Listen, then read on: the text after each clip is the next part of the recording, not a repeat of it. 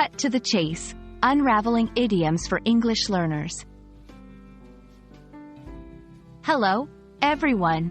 Today, we're diving into an exciting English phrase that you might have heard in movies, TV shows, or even in everyday conversation.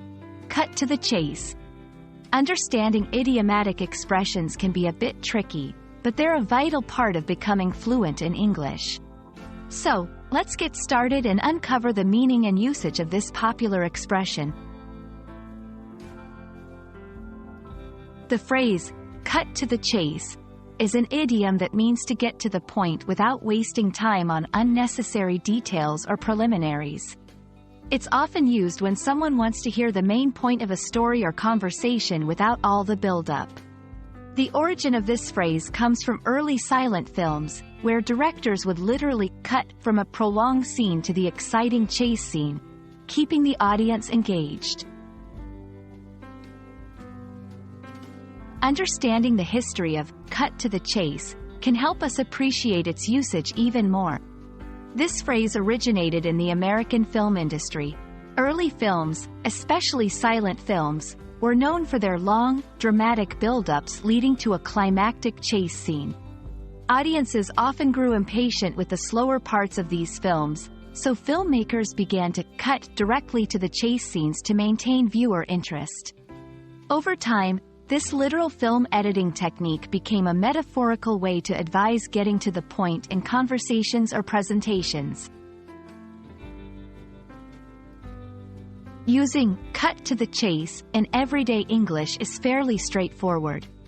It can be used in both formal and informal settings, but it's essential to judge the context appropriately. Here are a few examples.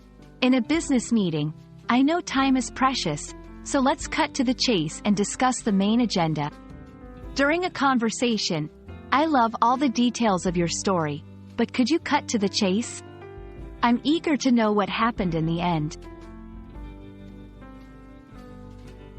To truly master using cut to the chase, try incorporating it into your daily English practice. Here are some exercises. Think of a story or situation and practice telling it to a friend or in front of a mirror. Start with all the details, then use the phrase, cut to the chase, and deliver the conclusion. Write down a few scenarios where you could use this phrase. It could be in emails, conversations, or even while giving presentations. And that's a wrap on cut to the chase. We hope this video has shed some light on this interesting idiom, making your English learning journey a bit more enjoyable. Remember, practicing these phrases in different contexts is key to mastering them. So, don't hesitate to cut to the chase in your conversations and make your communication more effective. Thank you for watching, and see you in our next video.